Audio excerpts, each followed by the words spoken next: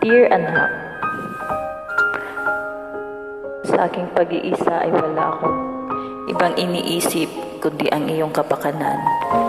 Iniisip ko kung kumain ka na ba at natutulog ka ba sa oras sa buong maghapong paghahanap.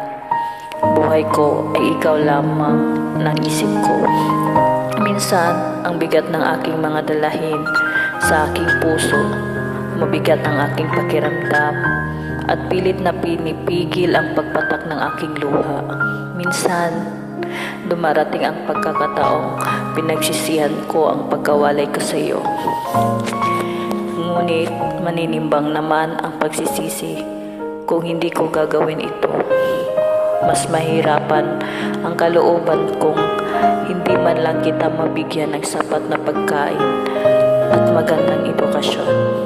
Mas mararapatin kong tiisin ang hirap na dinaranas ko dito at lungkot ng pag-iisa kaysa makita kitang pinanood ang iba at nainggit sa mga kapwa mo bata.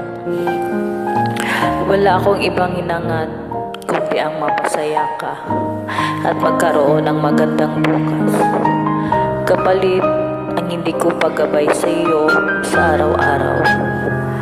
Mahal kong anak, pagpasensyaan mo na ang nanay mo kung hindi mo ako kasama sa lahat ng oras. Wala ako sa tabi mo para paliguan ka bago pumasok sa eskwela.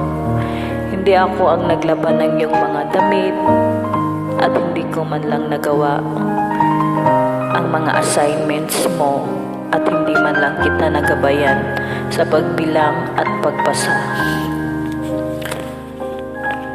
Ilang birthday na nga ba at ilang Pasko na hindi man lang tayo nagkasama. Pagpasensyahan mo na ako kung ang ating family picture ay kulang, init at dinikit lang ang aking mukha para lang makitang may pamilya ka. Anak, darating ang oras at maintindihan mo ako. Huwag kang magdamdam at huwag magtanim ng sama ng loob sa akin. Minsan, kailangan natin gumawa ng paraan para mairaos ang buhay na ating inaasam. Mahal na mahal kita, anak. Hindi ko pinagsisihan na isilang kita sa mundong ito. Hayaan mo, kunting tiis na lang at makakasama mo na ako. Huwag kang manibago sa aking pagdating. Alam kong alam mo na ang lahat, ang aking pagtitiis dito ay para sa iyo at para sa ating dalawa. Huwag mo na lang itanong kung bakit wala kang tatay. Dahil kung nandyan ang tatay mo, ay hindi mo na rin maramdaman ang lahat at hindi maranasang mawalan ng isang ina sa lahat ng pagkakataon. At marahil nga, hindi ka na rin magtatanong. Pilitin mo na lang intindihin ang lahat. Nandito pa ako, anak.